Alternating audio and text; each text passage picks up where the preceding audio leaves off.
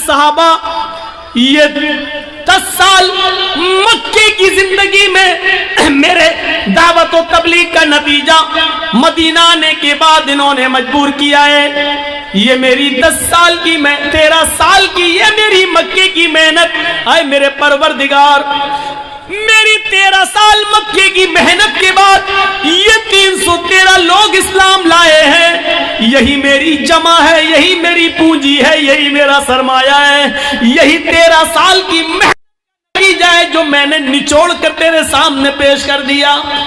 इलाहुल आलमीन, अगर ये 313 मुसलमान आज हलाक हो गए, मुझ पर ईमान लाने वाले मिट गए, ये 313 अगर आज खत्म हो गए, इन 313 को अगर आज बर्बाद कर दिया गया, इनको काफिरों ने अपने हमले में शिकस्त दे दी, अगर आज ये इस दुनिया से मिट गए, लन तुअबद बादली, ये फल हमें चीख चीख कर ये मैसेज दे रहा है, ये पैगाम दे रहा है, आए दुनिया वालों, जब तक हम अपनी बुनियाद से जुड़े थे, दिन पे दिन मीठे हो रहे थे, दिन पे दिन बड़े हो रहे थे, दिन पे दिन तरक्की कर रहे थे, दिन पे दिन हमारे अंदर उस पर मिठास आती जा रही थी, हम दिन पर दिन परवान चढ़ते जा रहे थे। लेकिन जब हमने अपनी बुनियाद से रिश्ता खत्म किया, जब हमने अपनी बुनियाद से रिश्ता तोड़ा, तो हमारा मुकद्दर जमीन की जिल्लत बन गई, हमारा मुकद्दर आसमान की बुलंदी नहीं बनी,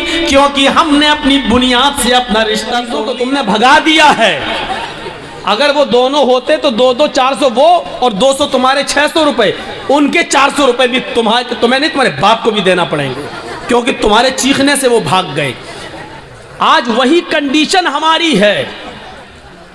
हम खुद तो ईमान के अंदर दाखिल नहीं है, और हुलिया, शक्ल, सूरत, किरदार, अमल ऐसे हैं कि जो आना भी चाहता है इस्लाम की तरफ वो भी भाग रहा है। तो उनके इस्लाम से दूर होने का अजाब भी हमारे सर पर लादा जाएगा, क्योंकि हमारी वजह से वो इस्लाम से दूर हो रहा है, हमारी वजह से वो दूर हो रहा है। कौन जिम्मेदार है इसका? ये आज हमारा हाल हो गया है। अल्लाह ने कहा कि हम तुम्हें इज्जत देंगे, हम तुम्हें बुलंदी देंगे, हम तुम्हें हुकूमत देंगे, हम तुम्हें साहिबे हुक्मरा बनाएंगे, साहिबे हुकूमत बनाएंगे, हुक्मरा बनाएंगे। लेकिन तुम्हें भी मेरी एक बात मानना होगी, मेरी शर्त है, इन कुंतुम मुमिनीन, कि तुम अपने अंदर ईमान पैदा कर लो। इसका मतलब यह है कि हम मोमिन कहते हैं, है नहीं, दावा है लेकिन है नहीं। अच्छा एक बात बताइए, जब शर्त पूरी नहीं होगी तो मशरूत भी पूरा नहीं होगा। जब तुम्हें भूख लगेगी तो मैं तुम्हें खाना खिलाऊंगा, तो मैं खाना कब खिलाऊंगा? जब तुम्हें भूख लगेगी।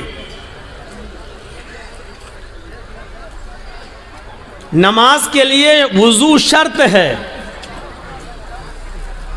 जब आपका वुजू सही होगा तो नमाज होगी, वुजू नहीं तो नमाज भी नहीं।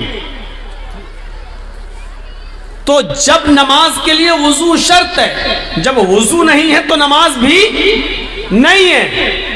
इज्जत और बुलंदी का वादा अल्लाह ने ईमान के शर्त के साथ किया है। जब ईमान नहीं है तो इज्जत और बुलंदी भी नहीं है।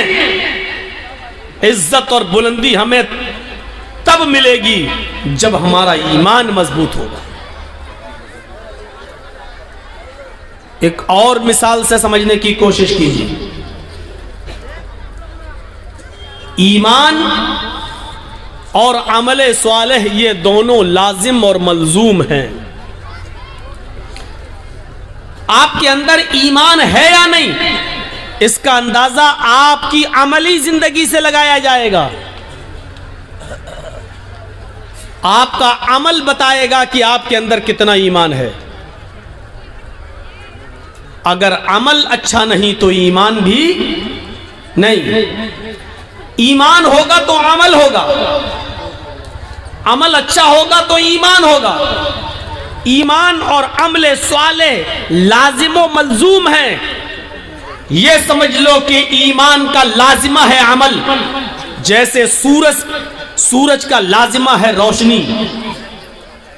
अगर दिन में रोशनी निकली है, धूप निकली है, तो इसका मतलब यह है कि सूरज निकला है। अगर रोशनी नहीं है तो इसका मतलब सूरज नहीं निकला है। आग जलेगी तो हरारत होगी, गर्मी होगी। अगर गर्मी है तो इसका मतलब आग जल रही है। अगर गर्मी नहीं है तो इसका मतलब आग नहीं जल रही है। जिस तरह हरारत बताती है कि आग है, जिस तरह सूरज की धूप ये बताती है कि सूरज निकला है, उसी तरीके से हमारे अमल बताएंगे कि हमारे अंदर ईमान है। हमारे अमाल खराब हैं या हम बदअमली का शिकार हैं, तो ये हमारी बदअमली बताएगी कि हमारे अंदर ईमान नहीं है।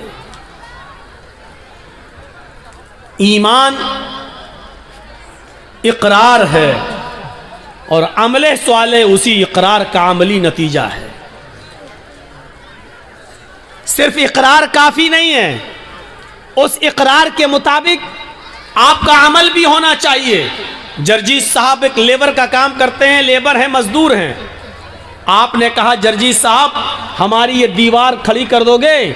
मैंने दीवार देख के कहा दी हाँ ठीक है, 5 दिन लगेंगे, मैं मिस्त्री हूं, कितना पैसा लोगे? 1000 रुपया 1 दिन का। ठीक है, 5 दिन में हमारी दीवार खड़ी हो जाएगी? जी खड़ी हो जाएगी। 5000 रुपया लगेगा? क्या ठीक है, हम दे देंगे। जर्जीस साहब आपसे वादा कर लिए, इकरार कर लिया, और 5 दिन आपके यहां काम करने पहुंचे ही नहीं हो, 5 दिन के बाद पहुंच गए कि साहब लाइए 5000 रुपया दीजिए। आप दे देंगे? नहीं देंगे। गुस्सा और हो जाएंगे, कमीने जब तुझे आना नहीं था तो पहले बता देता, मेरे 5 दिन बेकार तो नहीं जाते। ओ वो सब हमें नहीं सुनना है, आप हमें 5000 रुपये दीजिए। आपने वादा किया था कि हम 5 दिन के बाद 5000 रुपये देंगे। वो आदमी कहेगा पागल हो क्या, रांची के पागल खाने में भर्ती करूं तुम्हें क्या?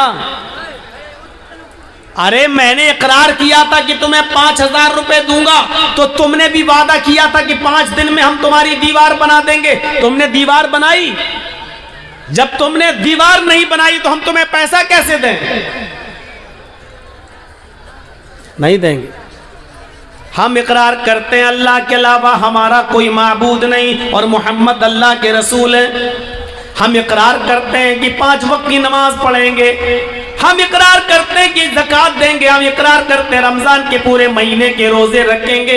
हम इकरार करते हैं कि हम हज करेंगे। सिर्फ इकरार करते हैं लेकिन करते कुछ नहीं है। क्या कयामत के दिन हम अल्लाह ताला के सामने खड़े होकर ये कह सकते हैं कि अल्लाह तू मुझे जन्नत दे, तूने वादा किया था कि जिसने ला इलाहा इल्लल्लाह पढ़ा मुझको जन्नत देंगे। अय अल्लाह तू, तेरा वादा था, तूने इकरार किया था। अल्लाह कहेगा मेरे बंदे मैंने कहा था, तुमने भी तो वादा किया था अल्लाह के अलावा कोई माबूद नहीं और मोहम्मद सल्लल्लाहु अलैहि वसल्लम अल्लाह के बंदे और रसूल हैं। यानी तुमने इस बात का इकरार किया था कि 5 वक्त की नमाज पढ़ना चाहिए, रोजा रखना चाहिए, हज करना चाहिए, ज़कात देना चाहिए। मेरे बंदे तूने अपने वादे को पूरा नहीं किया, तो तूने जो इकरार किया था उस इकरार पर तू पूरा का पूरा कायम नहीं रहा, तो मैं अपने वादे पर क्यों कायम रहूं? नहीं, अल्लाह तूने वादा किया था कि हम जन्नत देंगे, दे। क्या आप कह सकते हैं जब एक मामूली मजदूर को आप सिर्फ वादे और इकरार पर मजदूरी नहीं दे सकते जब तक कि वो अमल न करे, जब तक कि वो आपके घर मजदूरी न करे, आपकी दीवार खड़ी न करे, जब आप बगैर मेहनत और काम के जब आप उसको मजदूरी नहीं दे सकते हैं, तो अल्लाह रब्बुल आलमीन सिर्फ इकरार और वादे के मुताबिक बगैर अमल के हमें और आपको जन्नत दे देगा। ये कैसे हम उम्मीदें लगाए बैठे हैं, कैसे हमें ये ऐसी उम्मीदों से हम वाबस्ता हो गए हैं हैं, हमें सोचना चाहिए ईमान इकरार का नाम है और अमले स्वाले उसी इकरार के वादे का नाम है। इस इकरार के मुताबिक तुम वादे पर पूरा पूरा अमल करोगे तो फिर तुम्हें मजदूरी मिलेगी, वरना हमें मजदूरी नहीं मिलेगी। ईमान हमारी बुनियाद है। अब भाई उठना बैठना बंद कर दीजिए, जिसको जहां जगह मिले बैठ जाइए। ईमान हमारी बुनियाद है। और एक बात सुन लीजिए, बुनियाद जितनी मजबूत होती है इमारत उतनी ही मजबूत होती है। बुनियाद जितनी गहरी होती है इमारत भी उतनी मजबूत उस पर बनती है। हमारी बुनियाद मजबूत होनी चाहिए। और हमारी बुनियाद क्या है? ईमान। और अगर कोई शख्स अपनी बुनियाद को छोड़ देगा, बहुत जबरदस्त मिसाल देने जा रहा हूं, जो शख्स अपनी बुनियाद को छोड़ देगा, बुनियाद से रिश्ता खत्म कर लेगा, वो शख्स कभी तरक्की नहीं कर सकता है, कभी बुलंदी पर नहीं पहुंच सकता है। कभी आपने आम के पेड़ के अंदर आम को लटकता हुआ देखा है? आपकी बस्ती में आम के गाछ बहुत होंगे, आम के पेड़ बहुत होंगे। आपने देखा होगा कि आम के सीजन में उसमें आम लगे हुए हैं। कभी आपने ये भी देखा होगा कि अगर हवा चली और हवा थोड़ी सी सख्त चल गई, तेज चल गई, आम के गुच्छे आपस में टकराते हैं। एक आम तेज हवा की वजह से टूटता है और वो आम जब टूट कर गिरता है तो वो जमीन की ऊपर आ जाता है। आपने कभी गौर किया कि जब आम टूटता है तो वो कहां गिरता है? अगर मैं सवाल करूं तो आप इसका जवाब ये देंगे कि आम जब पेड़ से टूटता है तो वो जमीन के ऊपर गिरता है। मैं आपसे पूछना चाहता हूं, आम जब टूटता है तो जमीन के ऊपर क्यों गिरता है? वो आसमान की तरफ क्यों नहीं जाता है? या आसमान उसको अपनी ऊपर क्यों नहीं खींचता है? हवा उसको लेकर भी तोड़ सकती थी, लेकिन हवा ने उसको जमीन पर ही क्यों पटका है? हवा उसको लेकर आसमान की तरफ क्यों नहीं गई? आम का ये फल हमें चीख चीख कर ये मैसेज दे रहा है, ये पैगाम दे रहा है, आए दुनिया वालों, जब तक हम अपनी बुनियाद से जुड़े थे, दिन पे दिन मीठे हो रहे थे, दिन पे दिन बड़े हो रहे थे, दिन पे दिन तरक्की कर रहे थे, दिन पे दिन हमारे अंदर उस पर मिठास आती जा रही थी, हम दिन पर दिन परवान चलते जा रहे थे। लेकिन जब हमने अपनी बुनियाद से रिश्ता खत्म किया, जब हमने अपनी बुनियाद से रिश्ता तोड़ा, तो हमारा मुकद्दर जमीन की जिल्लत बन गई, हमारा मुकद्दर आसमान की बुलंदी नहीं बनी, क्योंकि हमने अपनी बुनियाद से अपना रिश्ता तोड़ लिया है, हमने अपनी बुनियाद से अपना रिश्ता खत्म कर लिया है। जो चीज अपनी बुनियाद से अपना रिलेशन, अपना कॉन्टेक्ट, अपना कनेक्शन, अपना ताल्लुक खत्म करती है, वो जलील होती है, बुलंदी पर नहीं जाती है। आम जब तक अपनी बुनियाद से चिपका था, छोटा सा था, धीरे धीरे बड़ा होता जा रहा है, खट्टा था, धीरे धीरे उसमें मिठास आती जा रही है, हरा था, धीरे धीरे येलो कलर में बदलता जा रहा था। क्यों? क्योंकि वो अपनी बुनियाद से जुड़ा हुआ था। लेकिन जब उसने अपनी बुनियाद से अपना कनेक्शन खत्म किया, अपना रिश्ता तोड़ा, तो फिर वो जमीन की ऊपर आया, फिर वो जमीन की ऊपर गिरा और जमीन पर घूमने वाले छोटे छोटे बच्चे उस पर झपट पड़े और उसको चीर दिया, आम को फाड़ दिया, आम को, और उसको खा गए, लुकमा बना लिया।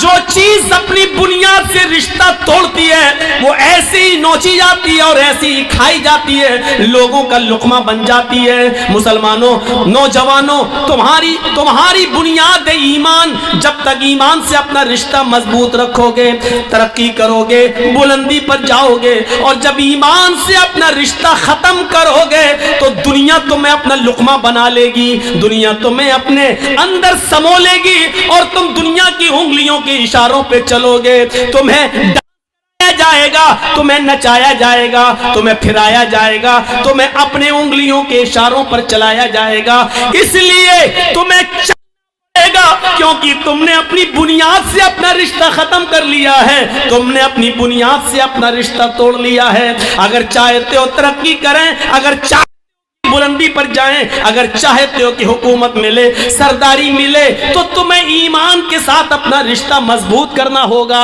अपनी बुनियाद के साथ अपना ताल्लुक जोड़ना होगा।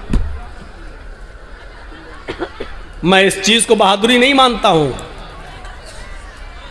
चंद लड़कों के बीच में एक लड़की जाती है और चेहरा खोली हुई है, लेकिन बस ऊपर से पर्दा डाले हुए है और लोगों के बीच में जाकर अल्लाह अकबर का नारा लगा देती है। थोड़ी देर के लिए शाबाशी मिल जाएगी, थोड़े देर के लिए जज्बाती मुसलमान जज्बात में बह जाएंगे और उस लड़की की आवाज में आवाज मिलाकर फिर कलकत्ता में भी एहतिजाज होगा, कर्नाटक में भी बंबई में भी एहतिजाज होगा। लेकिन हम इस एहतिजाज को सही नहीं मानते हैं। सही तो हम तब मानते जब एक लड़की हिजाब में गई और उसके हिजाब को उतरवाने की कोशिश की जा रही है, उसके हिजाब को उतरवाया जा रहा है, उसके इस हिजाब के उतरवाने की कैफियत को देखकर हम जितने भी मुसलमान हैं और जितने भी मुसलमान बहनें और माएं और बेटियां हैं, इनको इतना गुस्सा आ जाना चाहिए कि अब हमारे जिस्म से इन कमबख्तों ने हिजाब बनाया है, आप हिजाब जिद में पहनकर जाएंगे। हम अपने घरों से हिजाब हिफाजत देखें कौन है जो हमसे हमारा हिजाब नोच सके और उठा सके। अगर उस लड़की के हिम्मत और बहादुरी और हौसले को सलाम तो इन तमाम औरतों को उस दिन के बाद से हिजाब शुरू कर देना चाहिए था। अगर ये सारी की औरतें हिजाब पहनना शुरू कर दें, बुर्का ओढ़ना शुरू कर दें, चेहरा छिपाना शुरू कर दें, देख लीजिए डिबेट कितनी जल्दी बंद हो जाएगी और फिर कोई आदमी हिजाब पर फिर पाबंदी नहीं लगाएगा, क्योंकि वो जान जाएगा कि अब मुसलमान एक जख्मी शेर की तरह है। इसकी एक औरत से अगर हिजाब सारी की सारी औरतें हिजाब पहनने वाली बन जाती हैं, तो इसलिए इसको छेड़ो ही मत। ये होना ये चाहिए था, लेकिन हुआ ये कि हम एहतिजाज हैं और चुनाव के बाद 10 मार्च के बाद यह एहतिजाज बंद हो जाएगा। क्यों? क्योंकि इसको चुनाव के लिए लाया जाता है और ये बार बार उठेगा और जब भी चुनाव आएगा इस तरीके के मुद्दे उठेंगे, क्योंकि इससे हिंदू और मुसलमान दोनों का ध्रुवीकरण किया जाता है। हम इस साजिश को नहीं समझ पाते हैं। हमारे अंदर ईमान कितना है ये हमें अंदाजा लगाना चाहिए। आपने एक पतंग को देखा होगा, पतंग उड़ती है, क्यों उड़ती है? हमने उस पतंग को उड़ाया, आगे बढ़ी, हमने ढील दी, वो और आगे बढ़ी, हमने और ढील दी, हल्का सा इशारा किया, फिर ढील दी, वो और आगे बढ़ी। हवा उसको बुलंदी पर ले जा रही है। वो पतंग बुलंदी पर क्यों पहुंची? कौन लेके गया? हवा। लेकिन थोड़ी देर के बाद आप देखते हैं दूसरी पतंग आती है और इस पतंग की डोर को काट देती है, इसके धागे को, मांझे को काट देती है। मैं कहता हूं हवा तो वही है जो अभी उस पतंग को ऊपर लेके जा रही थी, लेकिन जब उस पतंग की डोर कटती है तो फिर हवा उस पतंग को ऊपर लेकर क्यों नहीं जाती? अभी पतंग ऊपर लेकर जा रही थी, लेकिन अभी हवा उस पतंग को ऊपर लेके जा रही थी, लेकिन जब पतंग की डोर कटती है तो फिर वो हवा उस पतंग को ऊपर नहीं ले जाती है, बल्कि उसको जमीन पर आना पड़ता है। वही पतंग जो अभी ऊपर उड़ रही थी अब डोर से रिश्ता तोड़ती है तो वो हिचकोले खाते हुए, जंपिंग करते हुए, कूला मंडियां खाते हुए वो जमीन पर गिरती है और जमीन पर भी फिर वही हाल होता है। छिछोरे लड़के, अनपढ़ लड़के मोहल्ले के अंदर जिनको स्कूलों कॉलेजों में जाने की फुर्सत ना हो, ऐसे छिछोरे लड़के उस पतंग के ऊपर टूट पड़ते हैं और उसकी छीना झपटी करके उसके टुकड़े टुकड़े कर देते हैं। ये पतंग जो आसमान की बुलंदी को छू रही थी इसलिए क्योंकि वो अपनी बुनियाद से जुड़ी हुई थी, अपनी डोर से रिश्ता मजबूत की हुई थी, बुलंदी पर जा रही थी, लेकिन जब उसकी डोर को, उसके धागे को काट दिया गया, उसके बुनियाद से को तोड़ दिया गया, तो फिर वो पतंग फिर एक बालिश भी ऊपर नहीं जा सकी। फिर वो कुला मंडियां खाते हुए, जंपिंग करते हुए जमीन की ऊपर आती है, जमीन पर आती है और गिरती है, और जमीन पर बैठे हुए लड़के उस पतंग को फाड़ देते हैं, लूट लेते हैं। एक पतंग पर 20 लड़के गिर पड़ते हैं कि हमें मिल जाए, हमें मिल जाए, और छीना झपटी में उस पतंग के पर खच्चे उड़ जाते हैं। वो पतंग जमीन पर क्यों आई?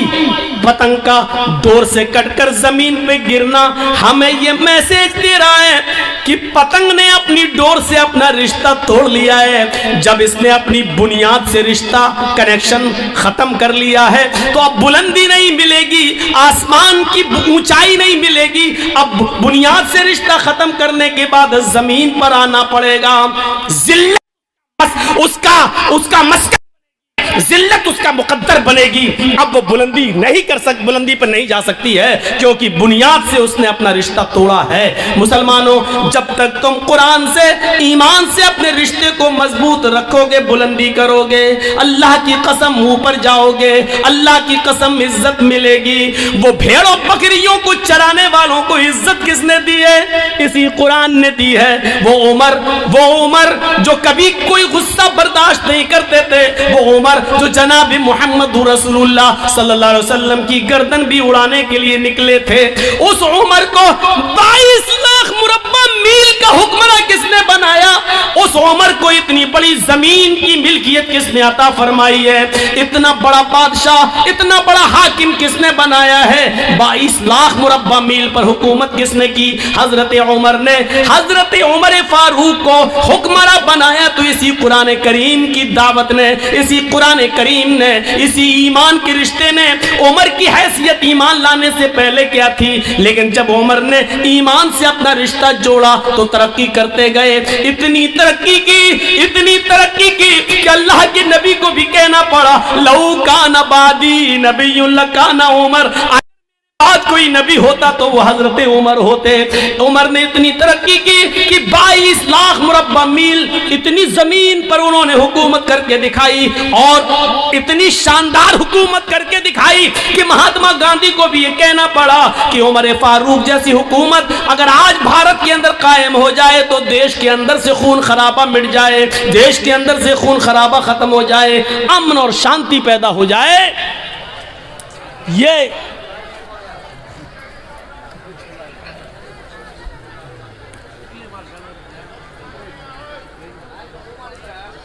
हमारे ईमान का हाल है। छोड़ दी कोई बात नहीं, छोड़ दीजिए। कोई लेडीज ही उनको कह दे जो लाइट मार रही है लाल वाली, कोई बच्ची होगी, छोटी होगी, हरकत कर रही होगी, छोड़ दो। बैठिए। আপনারা বসুন, একদম কেউ দাঁড়াবেন না। तो मेरी बात आपने अच्छी तरीके से समझ ली है। ईमान से जितना रिश्ता हमारा मजबूत होगा उतना हम आगे बढ़ेंगे, तरक्की करेंगे। इन मिसालों से अब हम समझ गए हैं कि हम जलील क्यों हैं, हम रुस्वा क्यों हैं, बदनाम क्यों हैं। इसका जवाब देने की जरूरत नहीं, क्योंकि आपके पास इसका जवाब है, आप जानते हैं इसका जवाब, और जवाब देने में कोई हर्ज नहीं। इसकी वजह यह है कि हमारी बुनियाद कमज़ोर है, हमने अपनी बुनियाद से अपना रिश्ता मजबूत नहीं किया। एक और मिसाल देता हूं। ईमान जिसके अंदर, यानी हमारी बुनियाद जिसके अंदर जितनी मजबूत होगी उसके अंदर उतना ही अल्लाह का डर होगा, और लोगों का डर उसके अंदर बिल्कुल नहीं होगा। जो जितना ज्यादा जिसके अंदर ईमान होगा वो उतना ही ज्यादा अल्लाह से डरेगा और लोगों से उतना ही ज्यादा बेखौफ होगा। कभी आपने देखा है, एक मिसाल पर गौर कीजिए, अभी थाने से एक पुलिस वाला आपके बस्ती में आ जाए, उसको मुखबिरी मिले कि फला जगह शराब वराब पी जाती है, और वो आ जाए, उसके हाथ में ना लाठी हो, ना डंडा हो, ना पिस्टल हो, ना बंदूक हो, लेकिन वर्दी में आया हो और आप जानते हैं कि ये मेरे थाने का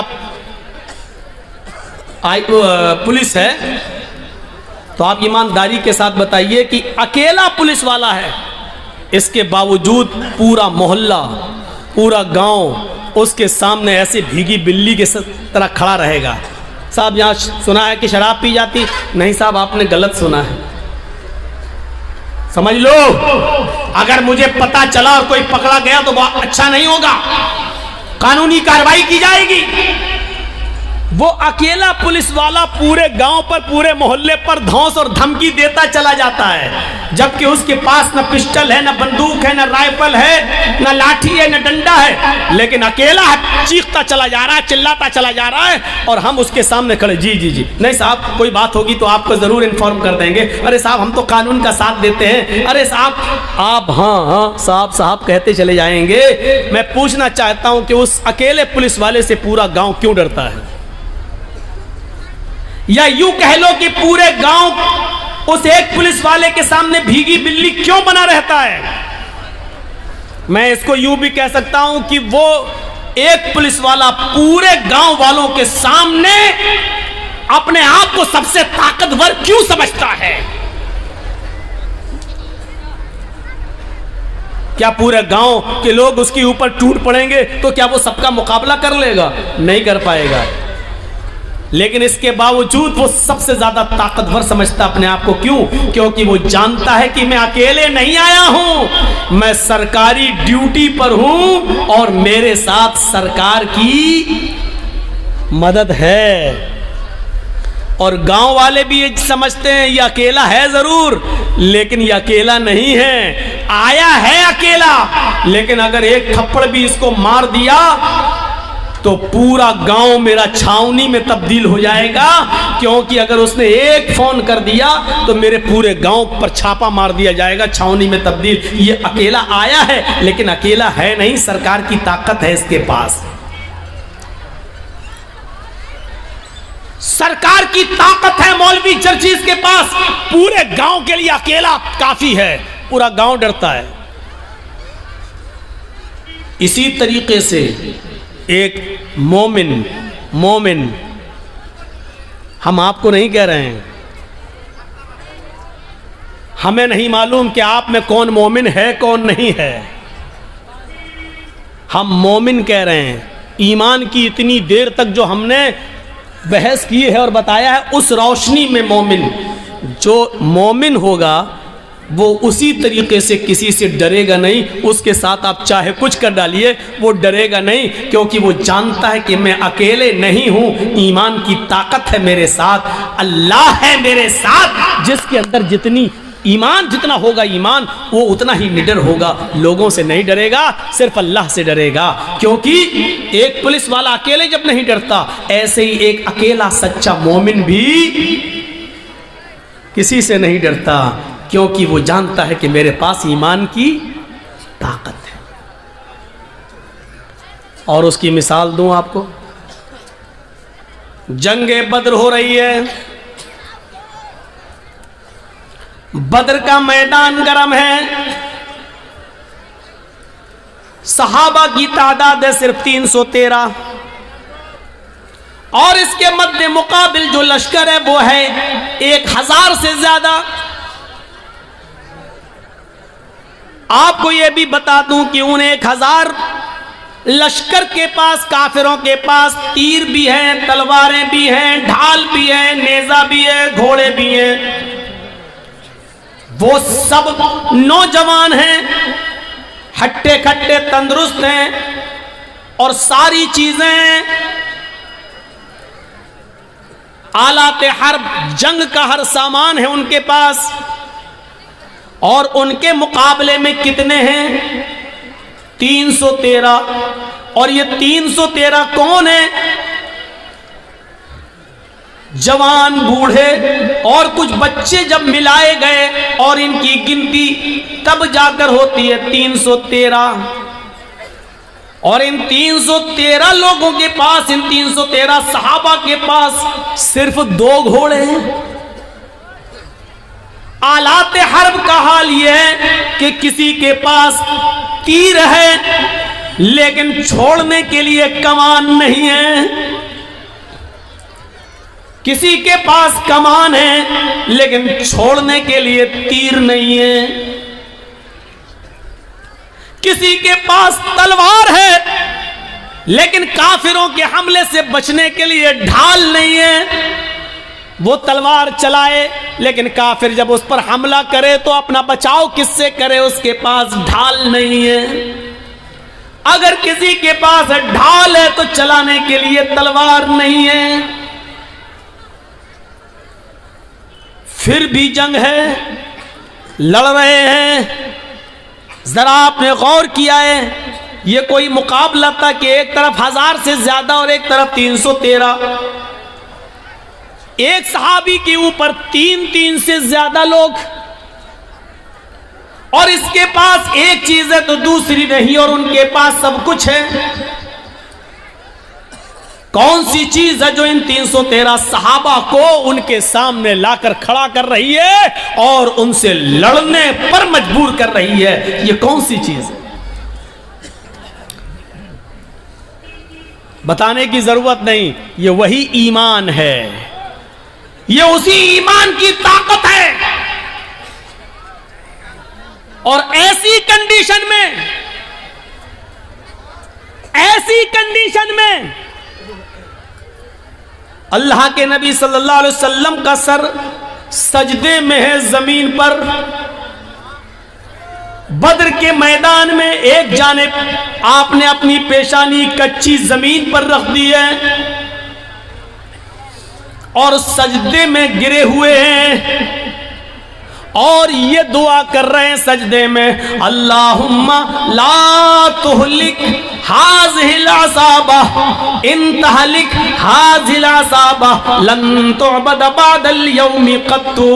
ऐ अल्लाह, ये मुट्ठी भर जमात, ये मेरे चंद सहाबा, ये 10 साल मक्के की जिंदगी में मेरे दावत और तबलीग का नतीजा मदीना आने के बाद इन्होंने मजबूर किया है।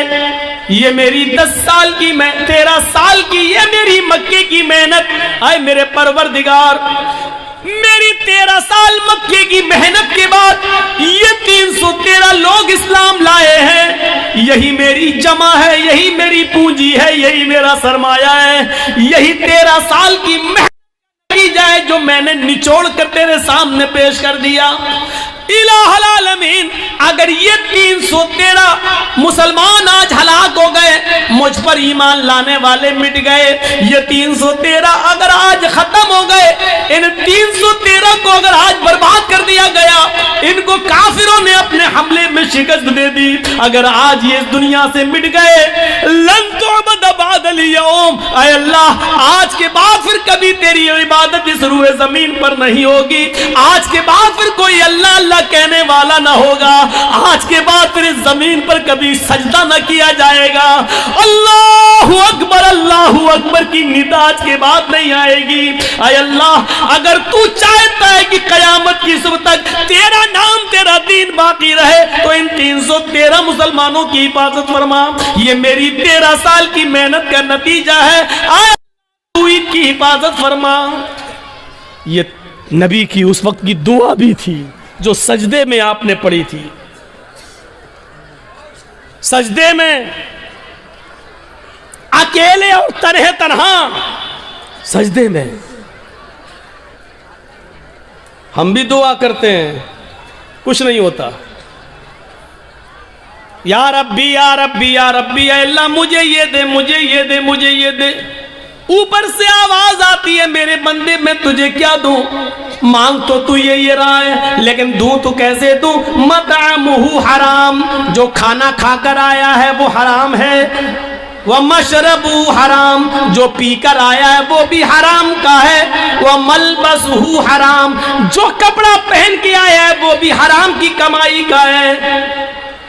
वग़ुज़िया बिल हराम, तेरे जिस्म में जो खून दौड़ रहा है वो हराम कमाई खा खाकर उसी का बना हुआ खून तेरे जिस्म में दौड़ रहा है। फअन्ना युस्तजाबु लिज़ालिक, ओ मेरे बंदे मैं तेरी दुआ सुनूं तो कहां से सुनूं? तू पूरा का पूरा नापाक है, खाना तेरा नापाक, कपड़ा नापाक, पानी नापाक, बदन में जो खून दौड़ रहा है वो नजिस और नापाक। आए मेरे बंदे मैं तेरी दुआ सुनूं तो कहां से सुनूं? अल्लाह सुनता नहीं है, ऐसे सुन लेगा अल्लाह? 13 साल की मेहनत के बाद का अल्लाह ये 313 बर्बाद हो गए, तो कभी इस रुए जमीन पर तेरी इबादत नहीं होगी। अल्लाह अल्लाह कोई नहीं कहेगा। ईमान का जज्बा देखिए, क्या था ईमान। 1000 से लड़ रहे। इमाम अहमद इब्न हंबल के पास एक औरत आती है, गौर करके देखिए इस औरत के सवाल के बाद हमारी हैसियत क्या रह जाती है, जरा तसव्वुर कीजिए। एक औरत आती है, कहती है कि इमाम साहब एक मसला पूछने आई हूं। कहा क्या मसला पूछती हूं? कहा मैं चरखा चलाती हूं। चरखा जानते हैं ना, महात्मा गांधी वाला चरखा मालूम है ना? हम लोगों के यहाँ तो आज भी लगे हुए हैं कहीं कहीं।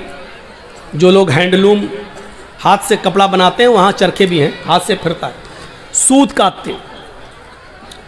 तो क्या कहती है इमाम अहमद इब्न हंबल से वो औरत कि इमाम साहब मैं चरखा चलाती हूँ और दूसरे लोगों का सूत मजदूरी पर काटती हूँ और उनसे मजदूरी लेती हूँ। कभी कभी मैं रात में भी चरखा चलाती हूँ। जब मेरे पास तेल होता है।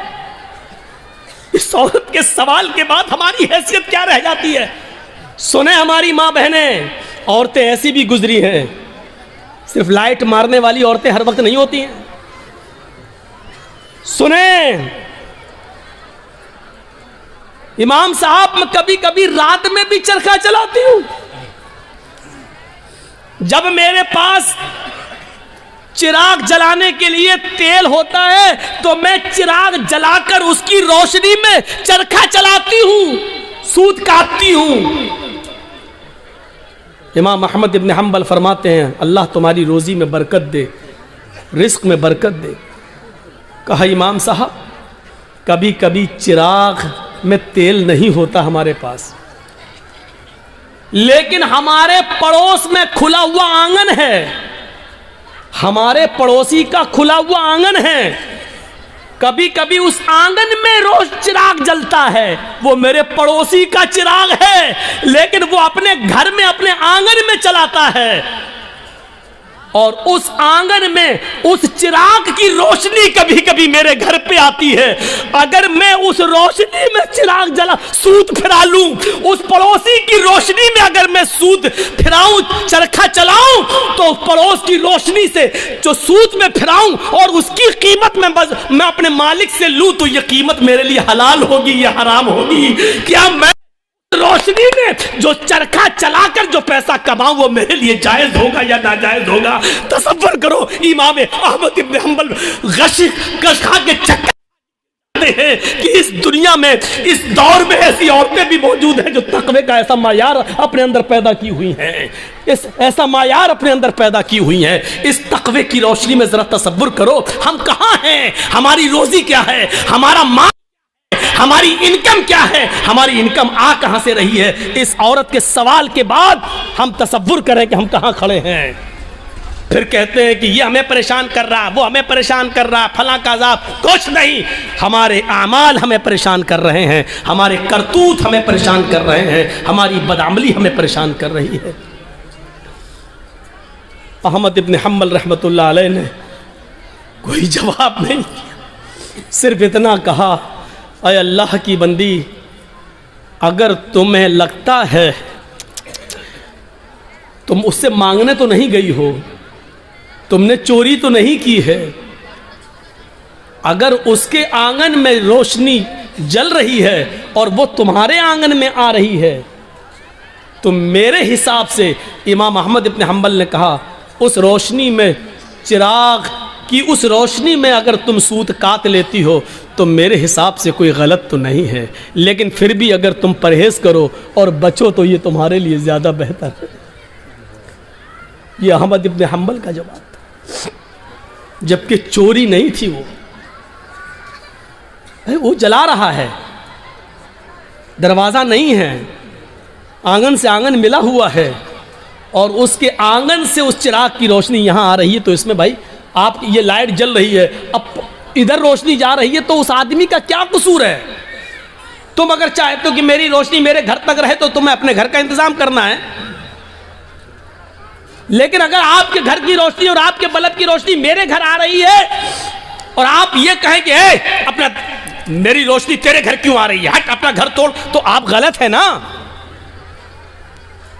जरा तसव्वुर करो, अहमद इब्न हम्बल ने जब वो औरत जाने लगी, वो बूढ़ी औरत, तो अहमद इब्न हम्बल रहमहुल्लाह ने लोगों से पूछा कि ये जिस बाप की बेटी है, इसका बाप कोई मामूली शख्स नहीं होगा, ज़रूर किसी अच्छे और नेक बाप की तरबियत होगी जिसने ऐसी नेक बेटी पैदा की है। ज़रा तसव्वुर करिए आप।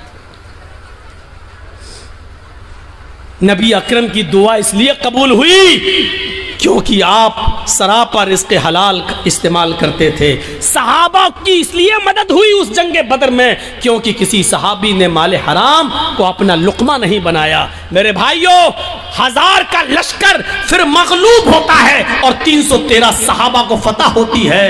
ये 313 सहाबा जो लड़े, ये कौन सी चीज थी? ये वही ताकत थी, वही स्पिरिट थी। कौन सी? ईमान। अगर ईमान ना होता तो लड़ते? कुछ ना कुछ देर के लिए भी मानना पड़ेगा कि इस लड़की ने जो जज्बात में आके नारा लगाया था कर्नाटक में, इसके अंदर भी कुछ ईमानी हरारत थी, तभी तो ये अल्लाहु अकबर का लफ्ज निकला है। इसका इनकार नहीं किया जा सकता। और बाद में पता चला कि उस बच्ची का बाप आलिम है, वो एक मौलाना की बच्ची है, तो जाहिर बात है कि तरबियत तो अच्छी रही होगी। वरना आजकल सियासी लीडरों की लड़कियां कहाँ नारा लगाएंगी अल्लाहु अकबर? वो तो वक्त के धारे में बहते हैं, वो तो हिंदू लोगों का वोट लेने के लिए मंदिर में टीका भी लगवा लेंगे। वो तो मूर्ति के सामने भी खड़े हो जाएंगे क्योंकि हमें इनका वोट चाहिए। तो तरबियत का भी फर्क होता है। हम अपनी औलाद को कौन सी तरबियत दे रहे हैं, कैसी तरबियत होनी चाहिए, इस पर हमें गौर करना चाहिए। जंगे खंदक के बारे में कभी सोचा आपने? जंगे खंदक में कितने मुसलमान थे? आपसे अगर सवाल करें तो शायद बहुत कम लोगों को मालूम हो। सिर्फ 3000 सहाबा, 3000, और इन 3000 सहाबा का मुकाबला कितने काफिरों से था, कितने यहूदियों से था? 10,000 का लश्कर। कोई तकाबुल है? कोई मुकाबला है? एक तरफ 3000, एक तरफ 10,000। वो हथियारों से लैस, ये बेचारे फुल हथियार नहीं। इन 3000 सहाबा को जंगे खंदक पर काफिरों से लड़ने के लिए अपनी रजामंदी का इजहार जो इन्होंने किया, ये 3000 सहाबा के दिल में जो 10,000 का खौफ नहीं था, वो खौफ निकालने वाली ताकत क्या थी? अगर आपसे सवाल करें तो मेरी इतनी तकरीर के बाद जो 1 घंटे से ज्यादा बोलते हुए मुझे हो गया, आप इस नतीजे पर पहुंच गए होंगे कि 3000 सहाबा जो 10,000 के मुकाबले में खड़े हुए हैं और लड़ रहे हैं, ये सिर्फ ईमान की ताकत थी। वो 10,000 से नहीं डर रहे हैं, वो सिर्फ ईमान की ताकत है। उनके दिलों में अगर डर है तो सिर्फ एक अल्लाह का डर है, वो किसी का खौफ उनके दिलों में मौजूद नहीं है। और जीते, उनको फतह हुई, उनको कामयाबी मिली।